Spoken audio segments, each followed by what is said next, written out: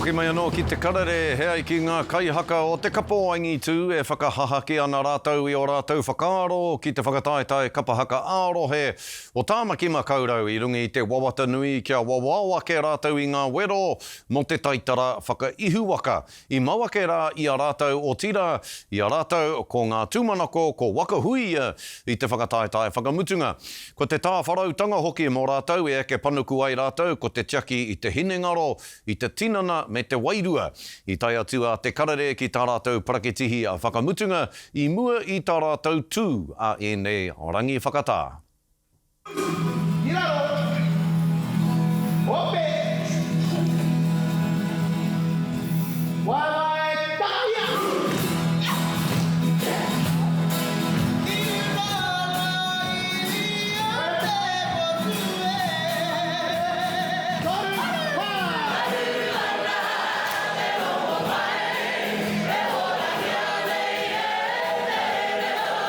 Āngi tū he hopo kore. E mea ana te kōrero tūwhitia te hopo mai rangatia te angi tū, e ke ai mātou ki ngā taumata o angi tū, he hopo kei reira, hei tūwhiti ma mātou.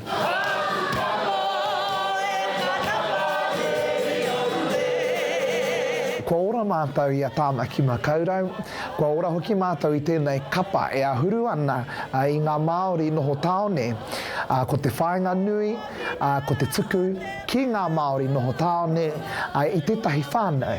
Ko te tuku ki a rātou i tētahi hapori, tētahi wāhi haumaru, e tautau anō ai te ahi Māoritanga i roto i a rātou.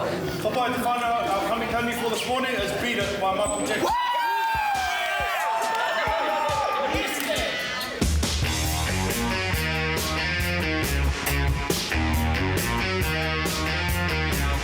Ko te whiti ora, ko te toi ora.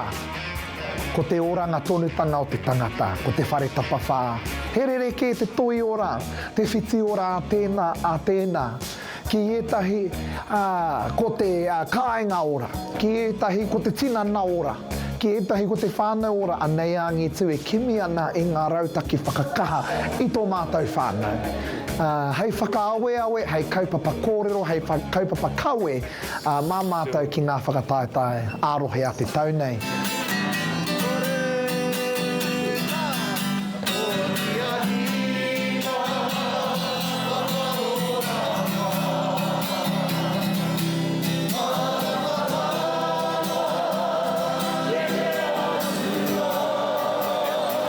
Te angi tū e ki tenei te iwi i tēnei rā tonu, e whanaketanga nui no tōna tīmataranga. Te taurua mano te kai mā whitu i tū ai tā mātou prakati i tuatahi te kai mā whānoi honga tangata i tae mai. Ka tae atu mātou ki te tā mātou whakataetae ārohe tuatahi taurua mano te kai mā waru ki hai whai wāhi atu i te matatini. Nā reira, tēnei kapa kua timata i ngā tino hohonutanga o te papa, ana kua ata piki, kua ata heke. Tēnei eke he huana te pukumahi. E whakapono ana hau he kapa pukumahi mātou, anei mātou e aru ana kia tuatoru tā mātou matatini, tā mātou whai wāhi atu ki te matatini ki hopu hopu.